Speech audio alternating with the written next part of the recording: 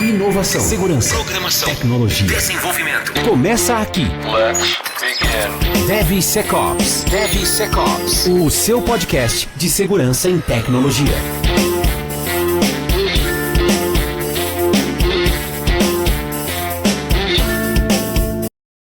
Olá, pessoal, sejam muito bem-vindos a mais um episódio do DevSecOps Podcast. Eu sou o Cássio Pereira. E eu sou o Benhur.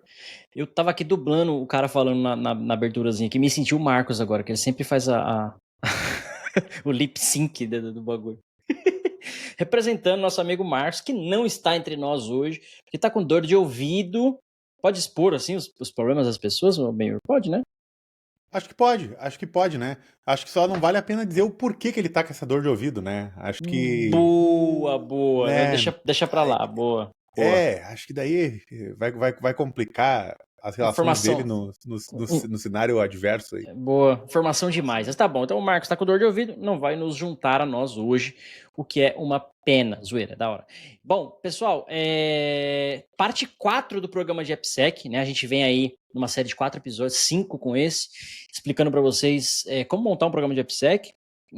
Dado um determinado cenário, né? Enfim, criamos ali uma empresa fictícia, um negócio, alguma estrutura e tal. Então, se você perdeu, se chegou aqui de paraquedas, volta na parte 1, parte 2, parte 3, que os episódios estão muito bacanas. E a gente vai para a parte 4 hoje. A gente vai falar um pouquinho hoje sobre um tema que eu gosto bastante, que é o tema treinamento. Treinar as pessoas. Agora, beleza, estabelecemos lá, fizemos o nosso assessment, estabelecemos alguns processos, definimos lá o que é critério de baseline, definimos um pouquinho de processo de modelagem de ameaça. Show de bola. Agora, como é que a gente continua daqui para frente? E ontem, discutindo com o time, né, com o Benhur, com o Marcos também, offline, a gente falou, cara, agora faz sentido a gente começar a treinar as pessoas. Primeiro, né, dar mais ainda por que eles precisam fazer tudo isso. E agora, mais do que nunca, como vão fazer tudo isso? Né? E aí eu vou começar já com a primeira pergunta para a gente discutir aqui, Benhur. Seria um treinamento, vou chamar de capacitação, né? Treinamento, capacitação. Seria uma capacitação geral para todo mundo, olhando para a empresa como um todo? É uma capacitação, não, é só para desenvolvedor? Ou outras audiências? Como é que você enxerga isso? E para a gente começar aí a falar sobre esse tema. Hoje eu tenho mais solidificado essa opinião, né? Que os treinamentos eles têm que ser contextualizados. Quando eu já vi vários cenários onde se tentou fazer um único treinamento para todo mundo, com o objetivo de economizar o esforço na criação e manutenção do treinamento, e eu não vi isso dar muito certo. Porque, primeiro de tudo, ou o treinamento fica técnico demais para quem não é técnico, e aí ele não serve, ou ele não agrega para quem é técnico. E aí a gente quer deixar algo que sirva para todo mundo e no final não atinge ninguém na profundidade que a gente espera. Hoje, para mim, ele é contextualizado. E isso faz com que seja muito comum os desenvolvimentos dos treinamentos serem muito custom dentro de cada empresa, porque cada empresa tem uma forma diferente de dividir os seus setores, as suas áreas, suas tecnologias. Tem alguma coisa que já é consolidada no mercado, como, por exemplo, treinamento para front-ends, treinamento para back-ends, treinamento para infraestrutura, treinamento para pessoas que não estão na área de TI e que trabalham principalmente com... E aí é onde envolve a característica do treinamento, né? Essas pessoas que estão em administrativo, RH, que não diretamente codando, ou quando a gente fala de treinamento, né, os caras que estão codando, eles têm a possibilidade de criar vulnerabilidades dentro do código, né? Criar vulnerabilidades dentro da infraestrutura. Então, eles têm uma característica. Só fazer um parênteses aí enquanto você raciocina. Recado para você, desenvolvedor. Você. É você que cria as vulnerabilidades. Olha, talvez é legal, eu gosto de falar assim, porque às vezes não cai a ficha, né? Caralho, velho, sou eu que crio. Assim como é você que cria os bugs. Aí, não estamos dizendo se é de forma intencional ou não intencional. Esses são outros 500, né? Uma autofraude, coisas do tipo. Normalmente, o que a gente vê no mercado, né? Normalmente as vulnerabilidades são criadas por uma falta de conhecimento mesmo, de programação defensiva, coisas do tipo. É até natural. O bug normalmente acontece por uma desatenção, uma falha, às vezes não pensou em algum cenário e beleza. Mas essa responsabilidade de, cara, A vulnerabilidade existe porque eu a criei, independente da sua intenção. Sem querer também é falta. Né? No futebol, como dizem, sem querer também é falta. Então, é importante ter essa responsabilidade de que nós, desenvolvedores, criamos as vulnerabilidades e os bugs. Então, também é nossa responsabilidade eliminá-los. Né? Desculpa, Ben, eu só queria dar essa alfinetada aí. Até para avisar que se for intencional é crime, tá? Então, vamos lá. Então, assim, nós temos pessoas que elas são capazes de inserir vulnerabilidades nos sistemas, nas infraestruturas, e para essas pessoas o treinamento é diferente, né? E tem outras pessoas que elas estão numa capa mais administrativa e mais de gestão, que elas estão mais expostas ao risco de serem atacadas por um phishing, de instalarem uma ferramenta que não deveria, não que isso não se aplique aos desenvolvedores, tá? A única diferença é que, por exemplo, quem está numa capa mais administrativa, dificilmente vai criar código que vai expor a empresa ou a companhia a alguma vulnerabilidade. Existem outros riscos, né? Como as pessoas exporem informações indevidas. Quem aqui nunca ouviu do caso de alguém que foi anexar um arquivo e anexou o arquivo de salários da empresa e mandou para a empresa toda sem querer? Ou que deixou público um documento como esse, né? Isso também são tipos de riscos diferentes para a empresa em cada uma desses contextos. Então, para mim, o treinamento ele tem que sim ser contextualizado dentro da empresa. Boa. E até complementando nesse tópico, né? Eu acho que eu passei por esse cenário também, onde eu tive que treinar a empresa como um todo, sem filtro, né? Ó, agora é desenvolvimento seguro e beleza. Tentei ali, eu conheci muita gente lá na empresa, então eu tentei ali, dependendo de cada turma, por exemplo, direcionar um pouco o tema e tal, mas é difícil. Uma hora você chega num nível técnico que não faz sentido para metade da turma, outra hora você chega num nível muito raso que metade ali também não tem interesse, enfim. E eu acho que essa parte de treinamento, eu vejo, e aí já vou engatar já no próximo tema, que são ferramentas, né, ou formas de fazer isso. Eu vejo o primeiro cenário, então, para a gente ajudar a galera que está ouvindo, né, como é que ele montaria esse programa de treinamento, acho que o primeiro cenário seria dividir essas audiências, dividir as turmas, né, então, legal. Treinamento para desenvolvedor, então vem cá, eu tenho 500 desenvolvedores, beleza. No nosso exemplo aqui, a gente falou que tem 100 desenvolvedores, né. Treinamento para POs, né, Product Owner, gerentes, e usuário, business, tá, então eu tenho, sei lá, 50 pessoas. Treinamento, como você falou, administrativo, back-office, pessoas envolvidas na operação disso, tá, eu tenho 30 pessoas. Então, eu vou separar esses grupos, que são as minhas audiências, porque isso vai me ajudar a definir agora tempo, esforço, ferramenta, né, se eu vou comprar alguma ferramenta, enfim, vou dar algumas sugestões também aqui, mas, e uma pincelada também, né, o desenvolvedor, ao mesmo tempo que ele é o cara, que ele tem dois, olha só que legal isso, eu acho que eu vejo o AppSec para o desenvolvedor, nesse contexto de treinamento, como dois principais pilares. Um é o de programação, eu chamo de programação defensiva, mas eu nunca vi esse termo por aí. Mas é programação defensiva. Literalmente, é parar de criar vulnerabilidades. Como é que eu crio um método que recebe uma string e eu garanto que esse método não vai ter um injection, um RCE, o que quer que seja. Então eu programo defensivamente, igual de direção defensiva. Alguém te deu a seta, você já espera deixar o cara entrar. Você vai entrar, você sempre dá preferência, você anda abaixo do limite da velocidade, não no limite da velocidade.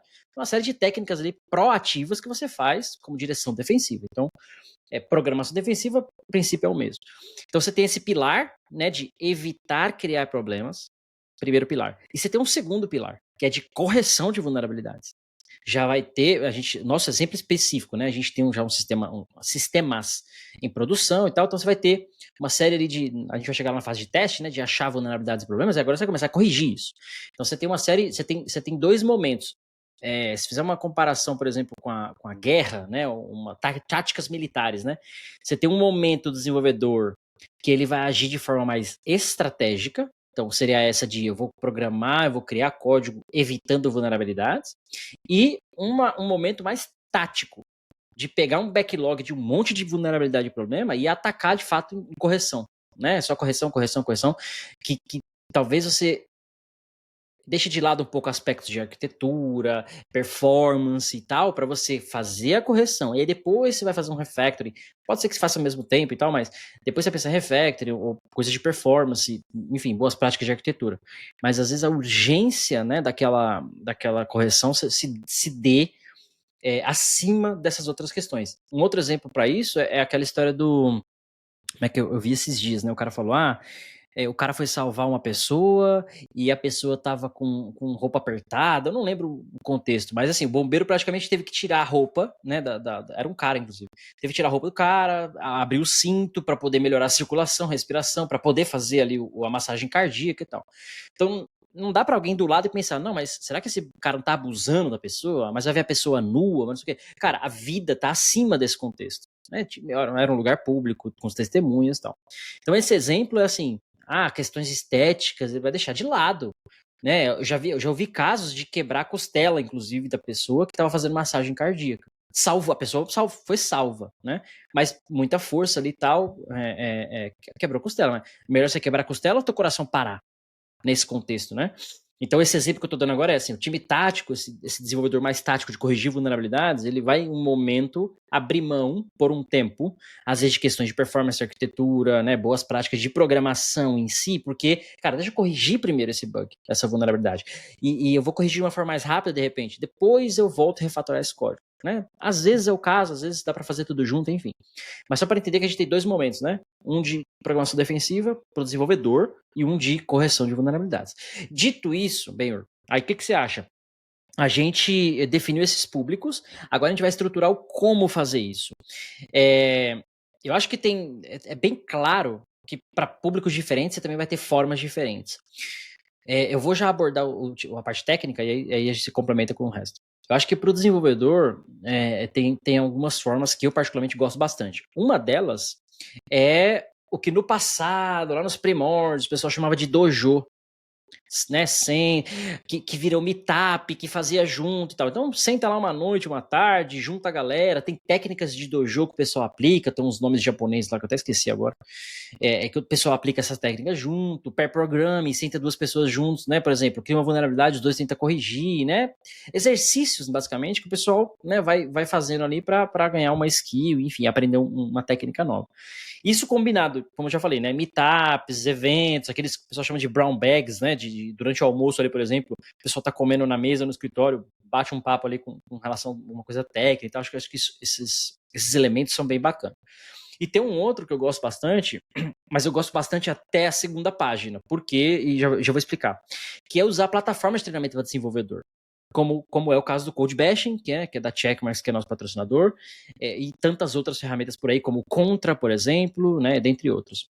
Por que eu gosto muito dessas plataformas? Eu gosto delas para nivelar o time.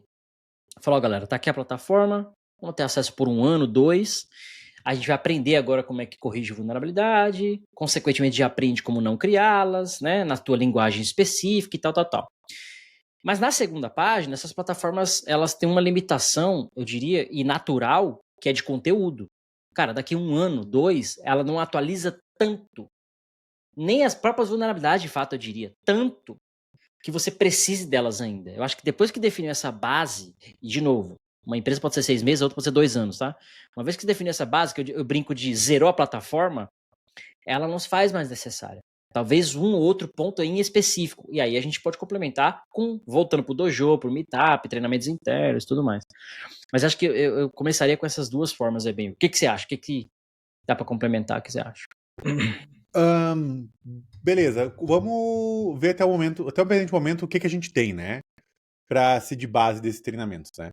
Nós sabemos que a gente vai fazer ele contextualizado, vamos pegar as audiências específicas para fazer treinamentos específicos. Nada impede de ter um conteúdo que são aplicáveis a todas as audiências, né? Mas tem conteúdos que não, né? Isso a gente tem bem claro. Outra questão que a gente tem agora, a gente já tem os Security Baselines, né? Os Security Requirements já bem definidos. Lembrando que todo treinamento também é uma oportunidade outdoor, né? Tudo que você dentro do treinamento quiser passar para frente, quiser comunicar, quiser fazer um merchan, ou quiser deixar claro, é uma oportunidade que você tem ali, né? Outra questão é, um treinamento de segurança, ele é um treinamento obrigatório dentro da empresa? Ele tá lá como check dos treinamentos obrigatórios da empresa, né? O treinamento de desenvolvimento seguro, ele deveria ser um compliance dentro da empresa, né? Sabendo disso... Lá naquela política do primeiro episódio, que a gente falou de política, tem que ter um item desse lá, eu diria, para complementar isso que você falou. Completar o treinamento de desenvolvimento seguro, e o treinamento de desenvolvimento seguro a gente sabe que ele é semestral ou anual, mas ele não pode passar mais de um ano sem ter o treinamento dele, né? Então ele tem que ter o onboarding e a cada X tempo ele precisa refazer isso. Beleza, feito isso, aí nós temos, sabendo que nós temos esses recursos, né?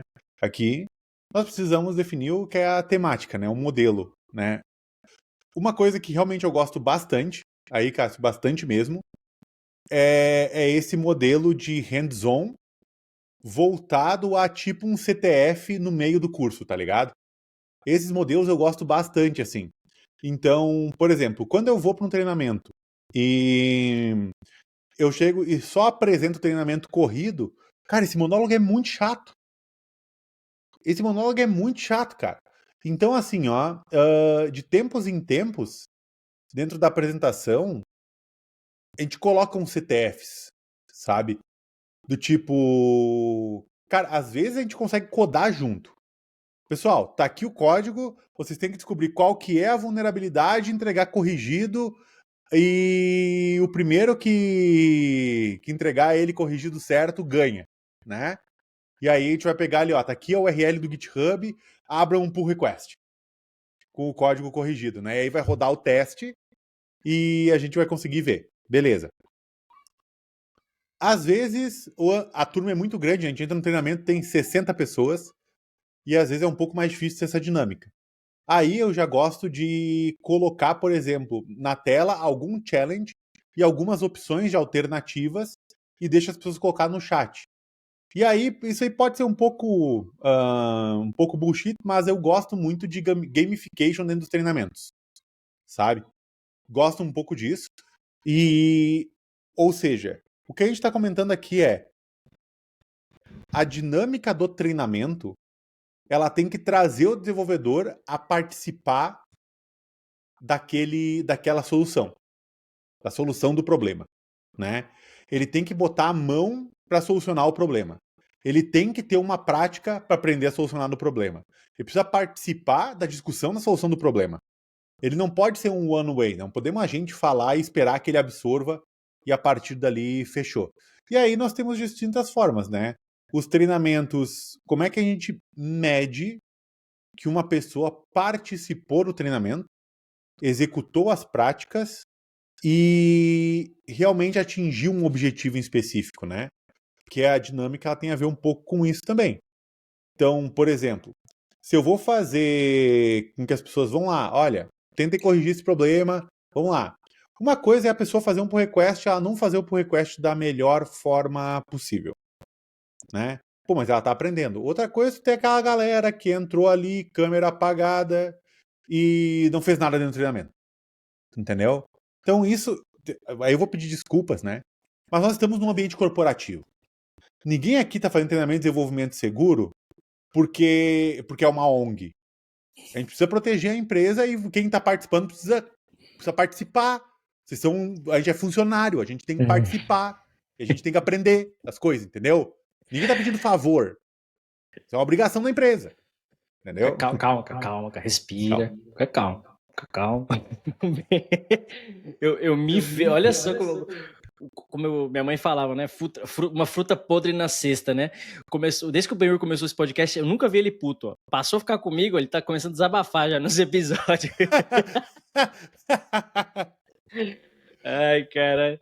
E, cara, mas foi bom você ter mencionado isso, né? Porque toca um pouco num tema que a galera... que tem a ver com treinamento também, e, cara, eu faço isso no dia a dia, né? Por exemplo, eu trabalho em empresa financeira, então eu tenho aqueles treinamentos mensais, trimestrais de compliance. Aí, tipo, lavagem de dinheiro, anticorrupção. É um treinamento super simples, é tipo assim, simples de 15 minutos, sabe? Um videozinho, umas respostas ali e tal. E você faz, mas assim, tipo, eu não falo a verdade, eu não faço prestando super atenção. Sabe, você faz e segue. Eu tenho um pouco de... Qual que é o meu sentimento, né? E vou tentar trazer isso para a discussão. O meu sentimento é, eu já sei esse tema, talvez não com a profundidade, né, técnica suficiente, mas é um tema que eu sei e é algo que eu sei que eu não vou fazer. Porque é o treinamento assim, para evitar que você lave dinheiro, ou faça corrupção na empresa, aquelas coisas, ou faça alguma coisa, às vezes de forma inocente mesmo, um negócio com um parceiro, alguma coisa que possa sujar a imagem da empresa, tal. que, tipo, pra mim é meio óbvio algumas coisas, eu sei como lidar com aquilo, né? E às vezes eu penso, cara, às vezes o treinamento de AppSec, o dev pode pensar a mesma coisa.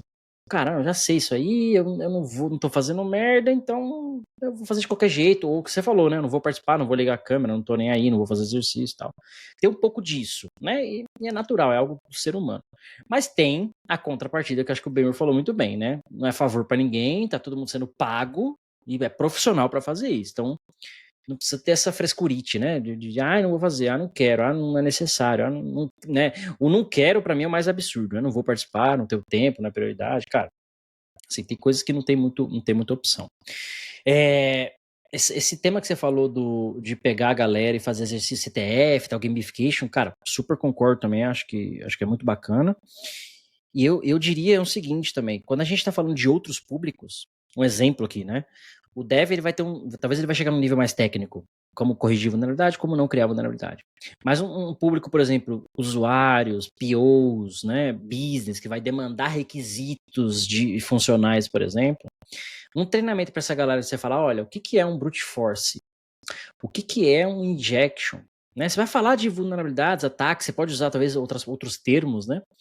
Porque esse cara, uma vez que ele sabe o que é um Broken Access Control, como é que alguém tenta bypassar a tela de login e o controle de acesso, a próxima vez que essa pessoa for demandar um requisito funcional que seja, olha, precisamos de uma API nova para expor para um parceiro, precisamos de uma tela nova com login, na cabeça dele, opa, peraí, mas eu sei que tem forma de eu bypassar isso. Não é um cara de segurança, ele não é um cara técnico, mas ele vai pedir algo necessário, uma necessidade de negócio. Eu tenho certeza que ele vai falar, cara, eu já ouvi falar que tem brute force, dá pra gente pôr um CAPTCHA aí, não dá? Ele não precisa nem explicar de forma técnica, só dele mencionar esse tipo de coisa e dele ter aquele conhecimento, ele vai pedir de uma forma diferente. Então, o requisito funcional, que é a matéria-prima do software, já vem mais refinado. Né? Imagina se, para fazer o móvel, a fábrica não precisasse ir lá na floresta, tirar a madeira, passar no... Como esqueci o nome do... Pega aquele tronco gigante de árvore, moe, até virar as peças de madeira para poder fazer o móvel. Imagina se já chegasse a peça bonitinha, né? Então, é a matéria-prima mais trabalhada. Então, se o requisito funcional ele vem mais trabalhado, porque agora quem está solicitando tem um conhecimento melhor, porque teve um treinamento específico para aquela audiência, cara, o valor disso, isso impacta assim, ó, praticamente o ciclo inteiro, porque a modelagem de ameaça ela vai ser mais simples, os testes de segurança vão ser mais simples, porque tende a modelagem ser mais simples, porque você já foi um requisito bem feito. Tende os testes ser mais simples, porque é um teste que vai só passar, porque em teoria já foi programado defensivamente, já foi pedido com requisito de segurança, então tende aquele teste não achar muito, né, não achar problemas e tal. Então você vê que a redução, né, na cadeia, a redução de impacto lá na frente é muito grande. Sem falar na própria redução do risco, né, aquela grande história, né, evitar que chegue uma vulnerabilidade em produção. Então, sempre a gente fala do shift left, né? De tentar encontrar os problemas antes. Que tal a gente... E aqui é uma oportunidade de fazer isso, né? No nível de treinamento. Que tal a gente entender a ponto de não criar esses problemas? A história aquelas analogias que eu sempre faço, né? É a história do comer bem, não usar droga, não beber. Né? E ter uma dieta saudável e fazer exercício. Porra, já eliminou... O pessoal fala, né? 70% dos seus problemas cardíaco, de câncer, de não sei o quê, porque você, né, você já tem uma dieta, tem uma vida de exercício ativo e tal. Então você elimina problemas lá na frente que você eventualmente vai ter, né? Então, acho que esse exemplo, né, de treinar audiências diferentes, e a gente falou muito bem do desenvolvedor, falamos agora do PO, isso deixa muito claro que o benefício disso, talvez seja um investimento pesado aqui agora, mas o benefício disso ele é muito grande. E um último item, antes de você comentar também, Benhur, não precisa necessariamente fazer, ó, para tudo, vamos só fazer esse treinamento agora. Ele tá a gente já falou, né? Definir baseline, a gente falou no último episódio de modelagem de ameaça. Então, tudo isso já está acontecendo em paralelo. Né? Você vai ter momentos ali da sprint do time que vai usar para fazer treinamento, que vai usar para fazer modelagem, que vai desenvolver, né? A vida segue. Então, é mais uma coisa, não é para tudo e faz só isso, né? Isso acaba sendo paralelo ali com todo o resto das coisas que estão acontecendo, né? Episódio passado a gente esqueceu, ó. DevSecOps. DevSecOps. A vinhetinha, tem vinhetinha. No episódio passado eu esqueci, cara. Tava editando ele e, pô, não teve uma vinheta, mas enfim, agora teve. É o Marcos, né, cara? O Marcos tá aqui, atrapalha tudo. Acho que eu demiti ele. Uma votação que ele não tá aqui, a gente ainda demite falta ele. me falar dos nossos patrocinadores, né? Verdade. Por isso que eu rodei a vinhetinha aqui pra parar. Então vamos lá, pessoal. Vamos lembrar que o DevSecOps Podcast tem o apoio da Checkmarx, da Snyk e da Nova 8, que são especializados em segurança de sistemas e código seguro. O link da Nova 8, que é a distribuidora da Checkmarx e da Snyk no Brasil, está abaixo da descrição no episódio no YouTube e também no devsecopspodcast.com.br. Se você está buscando soluções de AppSec, a Digital Oak tem um portfólio completo para você. Qualquer solução de AppSec, de treinamento, que a gente está falando aqui agora, modelagem de ameaça, que a gente falou no episódio anterior, até produção e monitoramento de aplicações, a Digital Oak vai te cobrir. E se você já se perguntou, estou sob ataque? Algum dado ou informação sensível foi roubado? Ou ainda estou em risco? Né? A Purple Bird Security tem as respostas para você, com o time de forense e resposta a incidentes dele. Fantástico. Inclusive, o CEO da Purple Bird já gravou conosco aqui. A produção não está aqui hoje para lembrar qual episódio foi, mas lá na temporada 2, acho que 3, esteve aqui com a gente o senhor Jefferson Macedo, que deve voltar aqui novamente em breve, logo mais na sequência. Benhur, que mais? Você curte essa parada de... Como é que o pessoal fala? Esse treinamento... Quem você falou? Tem treinamento que é obrigatório e tem treinamento que é opcional. Você curte essa parte de obrigar treinamentos? Depende... Assim... É uma boa pergunta, tá? Eu acho que os treinamentos obrigatórios, eles têm um porquê existir dentro da empresa e ela tem duas perspectivas, né? A primeira perspectiva é para realmente tentar prevenir a empresa de estar exposta a um risco ou a um problema. Então a gente procura treinar as pessoas para que elas não exponham a empresa àquele risco, né?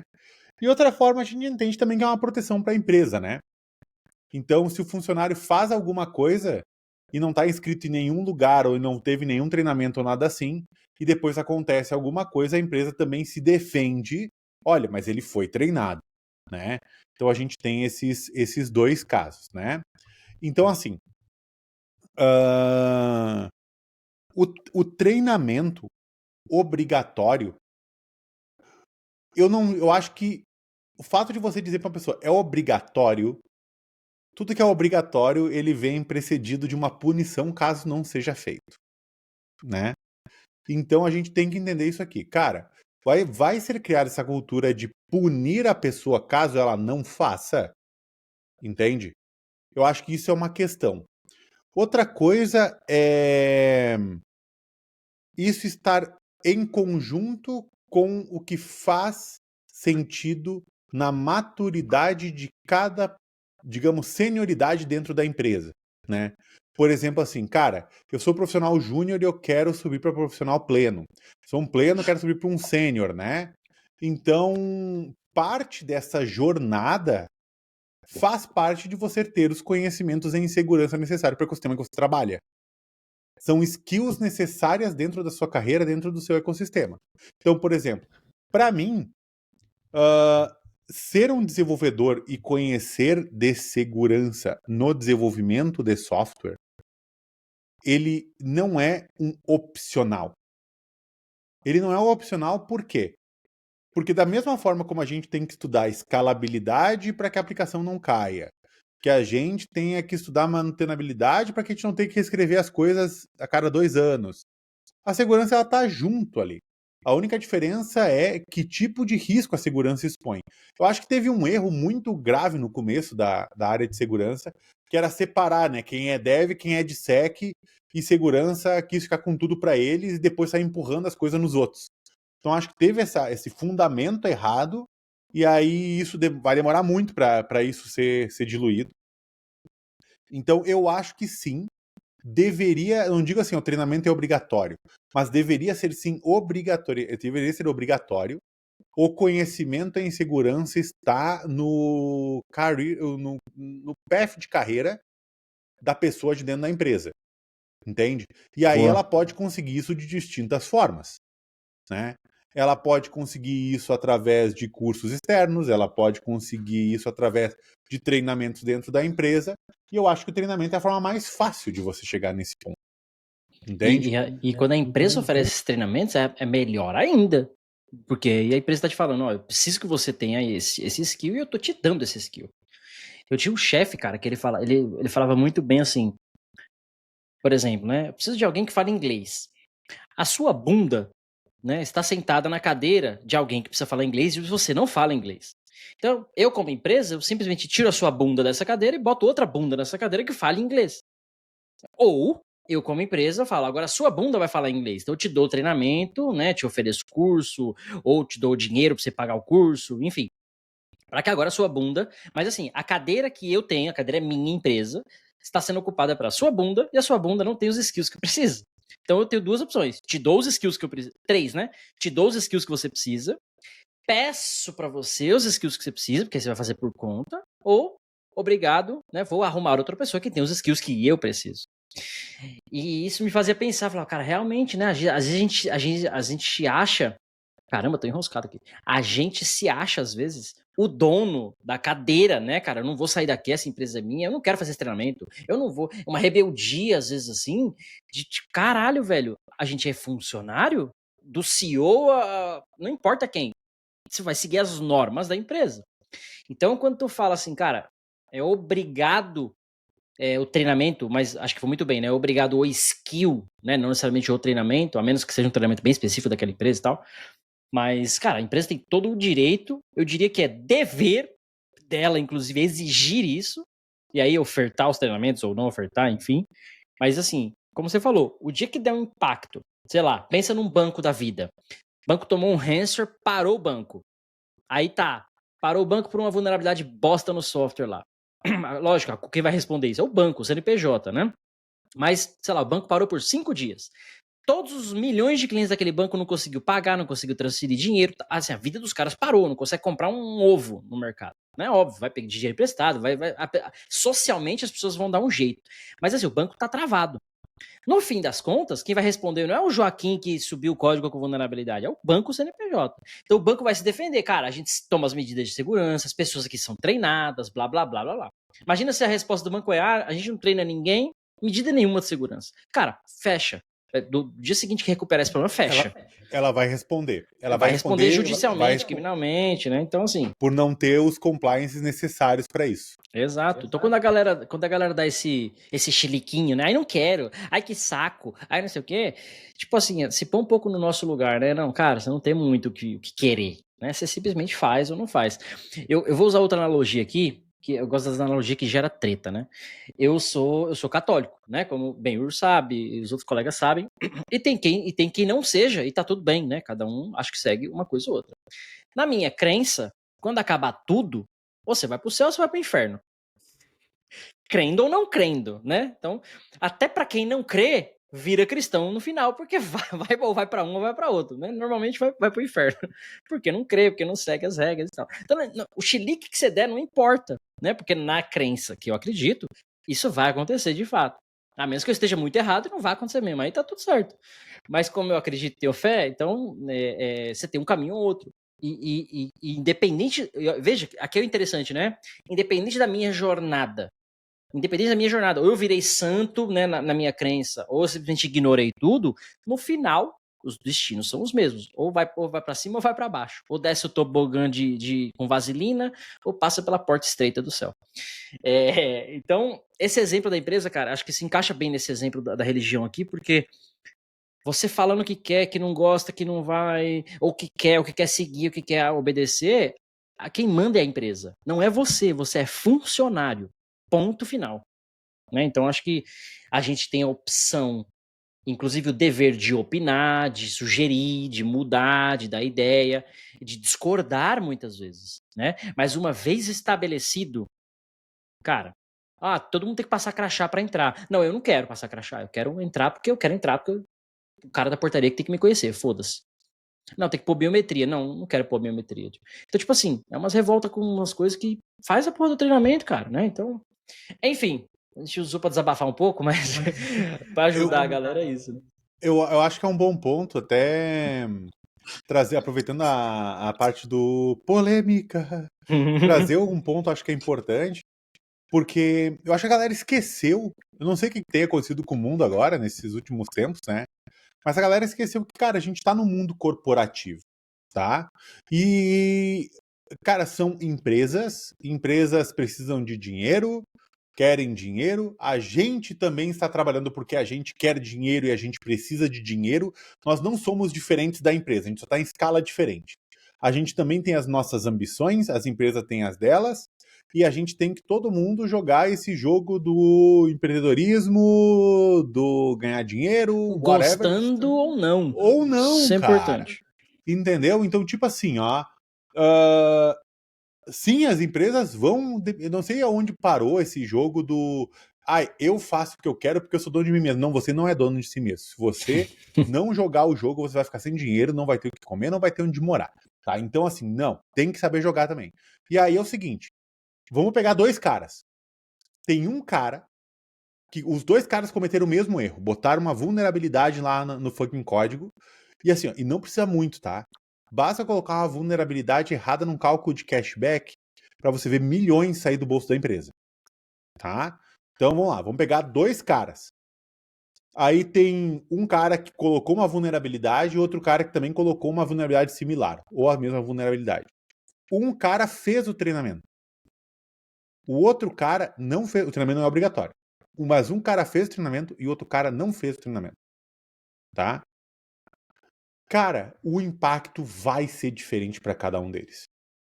Porque um dos caras não vai saber responder a seguinte pergunta: mas por que você não fez o treinamento de desenvolvimento seguro recomendado? Exato. Entendeu? Então a questão é, velho, eu não tô dizendo para fazer o treinamento só por fazer, não é isso, tá? Se existe um treinamento e ele está lá, ele tem o objetivo de salvar duas grandes bundas, a sua e a da empresa. Entendeu? Então, faça o treinamento. Entendeu? Dedique um tempo. Cara, a maioria dos treinamentos... Eu não conheço treinamento de desenvolvimento seguro de empresas que demora mais do que 3 horas, um turno para fazer, tá? Eu não conheço. Entendeu? E assim, as empresas, quando elas são sempre aportadas também em outros softwares, como SAST, DAST, né? Tem nossos parceiros aqui do canal para te ajudar a software identificar problema em software, né? Mas tem coisas que você vai fazer. Então, faça o treinamento, né? Se você acha importante, ótimo, faça porque é importante para você e para sua carreira. Se você acha esse treinamento de segurança bullshit, porque tem pessoas que vão achar que a gente nunca vai se livrar delas, né? Pelo menos não de uma forma legal. Então faça o treinamento pelo jogo, então, meu amigo. Vai lá, escuta o treinamento e tal, mas faça o treinamento, entendeu? Saca? Então, ou uma sugestão seria, vai lá fala na cúpula da empresa, será? Por que eu tenho que fazer esse treinamento? Quem decidiu isso? Vai lá, dá chilique com quem tem que dar chilique. Não simplesmente ignora, né? Porque você vai trazer um impacto para você e para a empresa. Exatamente. Vai atacar, você vai colocar em risco duas grandes bundas, né? Exato. E não esquece. Cara, agora eu vou falar uma coisa que não é tão boa, mas é verdade, tá? Peraí. Vou até rodar um... Pode falar. Todo funcionário que expõe a empresa a um risco por demasiado tempo e que traz problema para a gestão porque está expondo por demasiado tempo costuma deixar a gestão estressada por demasiado tempo, a gente já sabe onde vai, né? Então, os treinamentos, eles são importantes. Eles estão lá porque existe um risco real, entende? Pessoas, vou abrir o coração para vocês, né? A gente até, profissionais de AppSec, gostamos de criar treinamentos. Gostamos de criar as coisas. A gente gosta de fazer, né? Só que a gente tem mais 1 milhão de coisas que a gente precisa fazer. Nós somos profissionais de segurança que são importantes para a empresa. Se a gente está dedicando 1 milhão de coisas, a gente não está fazendo 1 milhão de coisas que a gente deveria fazer para fazer um treinamento, é porque aquilo tem uma importância. A empresa está largando Pensa assim, ó, a empresa largou uma grana federal para fazer o treinamento. Porque, lembrando, quem está fazendo o treinamento para fazer algo, isso aí serve para tudo. Para alguém fazer algo, esse alguém está deixando de fazer vários outros algo, né? Então, ele está dedicando para isso. Depois, ele está, para cada profissional da empresa, reservando X tempo em horas para que ele faça esse treinamento. Tem um porquê. Então, faz o treinamento. Acho que é isso. O episódio de hoje acabou. Obrigado, gente. Faz o treinamento. Acho que a mensagem é Faz o essa, né? treinamento. Mas acho que a gente falou muito bem nesse sentido de, olha, pessoal, vamos separar as audiências, definir o como, né, com ferramentas, metodologias, Meetup, Dojo e tal.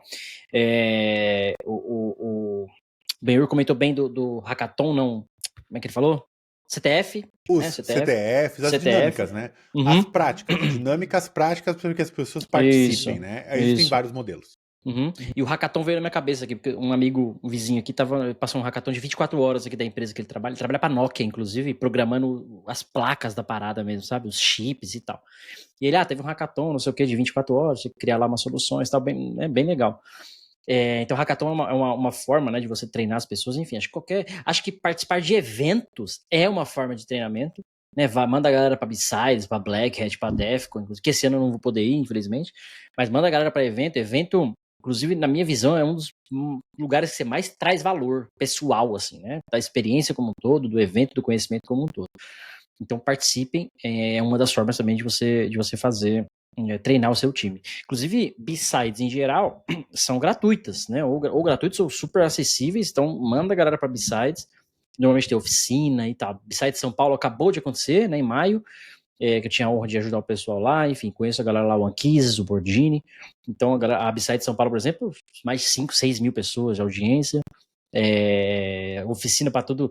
A última vez que eu fui tinha o Churrasker, que era o Churrasco Hacker, Churrasker. Esse é um excelente nome. E o Game of Drones. Então tinha uma brincadeira de drone lá para as crianças, cara. Tinha B-Sides Kids, assim, um evento assim, absurdo de bom. Inclusive foi o primeiro que eu fui quando de fato decidi para a área de segurança, né? Então eventos que a gente já fez um episódio aqui falando sobre isso, alguns episódios na verdade falando sobre isso, para você participar.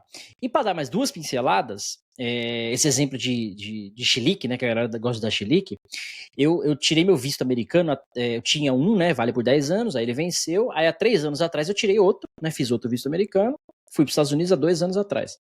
Esse ano eu iria novamente, aí eu recebi uma carta aqui que meu visto foi revogado. E se eu quisesse o visto novamente, tinha que ir no consulado aqui e tal. Enfim, fui no consulado, o cara falou, cara, seu visto tá cancelado, não tem motivo nenhum, veio direto de Washington, você tem que aplicar para um novo.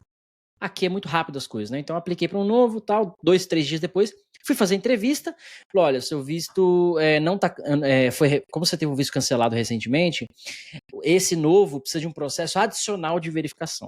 Aí, cara, tem que mandar um monte de documento para um e-mail lá, blá, blá, blá, blá, blá, resumo, estou sem o visto ainda, não posso para os Estados Unidos. Adianta dar chilique, falar que o presidente A ou B tá certo, é o jogo, cara. É a terra de outra pessoa, é outro país. Se eu estou autorizado, eu vou. Se eu não tô, eu não vou e pronto, acabou. Né? É simples assim. Posso ficar chateado e tal, é natural, mas não adianta, o chilique não vai mudar. Né? Então, às vezes tem regra do jogo que você tem que jogar. Nesse contexto específico, eu vou fazer o quê? Vou atacar os Estados Unidos, então, que eu não posso ir agora. Né? Não faz nem sentido um negócio desse. Né? Nem tentar, nem começar eu consigo. Né? Então aí cada um tem que fazer as escolhas, né? Ou o cara quer ser um revolucionário dentro do ambiente que ele quer.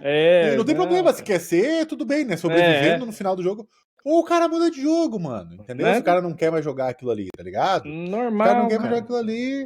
Porque. Cara, eu não sei. Aí eu vou. É o momento de abrir o coração, se der. Eu não sei se esse monte de estresse que a gente passa hoje em dia, o over-estresse que a gente tem, não é porque a gente não tá tentando fazer o mundo aquilo que a gente quer. Entende? Em vez de tentar aceitar um pouco do mundo como ele é. Entende? E jogar um pouco mais nas entrelinhas e ir mudando aos poucos. Porque a gente se estressa muito quando as coisas não são exatamente como a gente quer. Né? Eu sou um cara que me estresso muito com isso. Né? Eu tenho uma visão na minha cabeça e se eu acho que não é aquilo ali, eu acabo me estressando demais. Uhum. Mas às vezes eu olho assim, cara, às vezes aqui eu acho que é melhor eu jogar esse jogo aqui, como tá aqui. Às vezes eu acho que ali eu consigo mudar um pouquinho, sabe? Mas aí eu fico a reflexão. Boa, acho que a gente pode fazer um episódio disso, inclusive, né? Da nossa saúde no dia a dia, saúde mental no dia a dia. E para deixar um recado, pra galera aí sobre isso que você falou, tem um cara que eu sigo ele no Instagram, ele é psiquiatra. Ele chama Ítalo Marcilli. Sim, aham. O Ítalo é sensacional. Marcilli. E aí ele fez um episódio um vídeo esse dia falando assim, falou, cara, a realidade ela se apresenta para o indivíduo. Você tem duas escolhas. Você falou agora, você tem duas escolhas. Você se revolta com aquilo, você não aceita, não sei o quê, mas não vai mudar. É a realidade. Nem que eu falei agora, meu visto, tem que esperar o visto. Tá bom, eu vou tacar a bomba nos Estados Unidos, vou invadir, ou vou simplesmente, tá bom, vou esperar. Tem algo o que tá no meu controle de fazer, né? Vou chegar no LinkedIn do Instagram e vou xingar todo mundo, e depois os caras lá vão ver, aí vão revogar meu visto mesmo, então, e daí como é que eu fico depois? E aliás, parte desse processo é isso, minhas redes sociais, os caras têm que analisar tudo. Então, enfim, Trump te amam, Estados Unidos, América, viva América. Mas, assim, cara, às vezes, que você falou muito bem, às vezes a gente se estressa com as coisas, porque a gente tem, às vezes, a visão de como deveria ser, e a gente não consegue chegar, de alguma forma, naquele resultado. E aí a gente acaba se estressando, enfim. Mas acho que o que a gente consegue fazer, e eu tenho feito bastante, coloca na política e vira obrigatório. Aí todo mundo tem que fazer.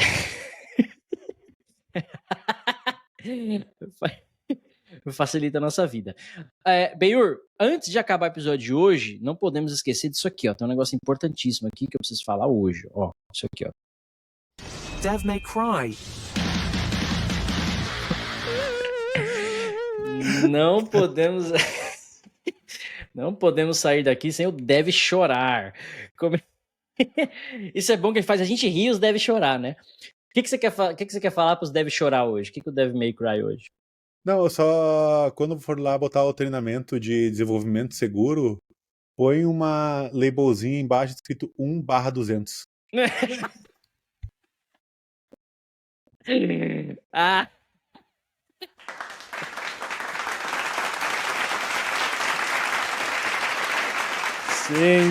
Sensacional. 1/200 slides, né? Tela, sei lá. Aquele vídeo de 15 minutos embaixo 1/200. Cara, é ótimo. Pra melhorar, vou ajudar, vou apimentar isso daí, não vou nem falar outra coisa, vai ser isso aí. A cada, sei lá, 10 ou 5 tem um quiz. Ou seja, o cara não pode dar next ir pro final, tá ligado? Fazer a prova final, por exemplo. Não, ele tem que responder o quiz. E dentro de slides, você tem que clicar pra abrir coisinha com informação a mais. Se não fizer, não avança. Isso é muito bom, mano. Boa. Esse é o treinamento que a gente quer. Nossa, cara. Esse não é Devil May Cry, esse é Todo Mundo May Cry. Puta que pariu, velho. Nem eu gosto desse. Mas essa ideia não veio da avulsa, não. Na empresa que eu tô hoje é assim, cara. O treinamento... Mas não é /200, né? Sei lá, é rápido. Mas, tipo, a cada tela... clica aqui para mais informações. Aí tem umas animaçãozinhas e tal. Então abre a tela. Mas você tem que clicar na parada. Se você não clicar só da next, não avança. O next não habilita, tá ligado? Mas, de novo, é rápido, né? Acho que o maior que eu fiz até agora foi 15 minutos, enfim. Mas não. O nosso aqui é 1/200. Tem que clicar e com um quiz a cada 3, 5. Quiz de 20 perguntas, né? Justifique sua resposta. Justifique sua resposta. Dissertativa, não é nada... Nossa senhora, puta que pariu. Não, e basta tu fazer uma coisa. Bloqueia o Ctrl+V. Faz o cara digitar, velho. É ótimo. Caralho, eu não vou ficar com raiva de você hoje, porque eu tô do mesmo lado, tô no mesmo time, mas porra, velho, essa Devil May Cry mesmo. Dá pra encher o saco. Dá pra piorar com isso? Será não? Tem que ser no idioma que ele não fala. Então, ou tem que estar em inglês, ou não é inglês, não é inglês geral, né? Porque é a galera do Brasil. Tem que estar em inglês. Não tem outra opção, beleza. Áudio também? Porque falou que tem vídeo, né? De 15 minutos, áudiozinho. Boa. Bota o áudio, aqueles áudios com qualidade ruim. Tipo... Os vídeos travando, tá ligado? Fica travando, a cara carregando e trava. Nossa, demais. Senhora, velho, que terror, mano. E no final de cada tela, ele tem que clicar, marcar como lido ou como feito, não marca automático. Então, sim, senão não marca. Um checkzinho ali, boa. Bom, fechou. Acho que hoje o Devil May Cry de hoje foi melhor até agora, hein, cara? Acho que Olha, não é pra machucar mesmo, né? Esse é pra machucar. Só porque o Marcos não tá aqui hoje, né? Mas enfim. Vamos saber se ele assistiu o vídeo. Marcos, depois manda pra gente no privado o que é o Devil May Cry de hoje, pra gente estar assistindo os episódios, a nossa audiência está crescendo. Bom, pessoal, fechou. Acho que o episódio de treinamento foi esse, né? A gente explicou aí de como você implementar a forma de treinamento, enfim, separar as audiências, que acho que é algo bem importante, separar os seus públicos ali internos. Acho que faltou falar um pouco de prazos, né? Com o tempo que isso deve demorar, mas acho que isso é bem relativo. Pode demorar, eu diria que é um ciclo contínuo, na verdade, né? Você pode fazer ali uns programas mais limitados, mas acaba sendo um ciclo mais contínuo. E era isso, então. Eu sou o Cássio Pereira. Eu sou o Benhor. E nos vemos na próxima semana. Acho que é isso. Beijo, tchau. Valeu, pessoas. Termina aqui DevSecOps. DevSecOps, o seu podcast de segurança em tecnologia. Acabou, esse episódio acabou, mas eu sei que esse conteúdo aqui somou, enriqueceu o seu conhecimento. Então, por isso, eu selecionei mais 2 conteúdos, mais 2 episódios aqui do DevSecOps Podcast que você pode acompanhar na íntegra, tá bom? Então, assiste esses 2 próximos episódios aqui que eu tenho certeza que você vai gostar e não esqueça de compartilhar com a sua comunidade, com seus amigos, seus colegas de trabalho, que eu sei que eles também vão gostar e assim você ajuda eles a enriquecer também o conhecimento deles. Valeu, até a próxima!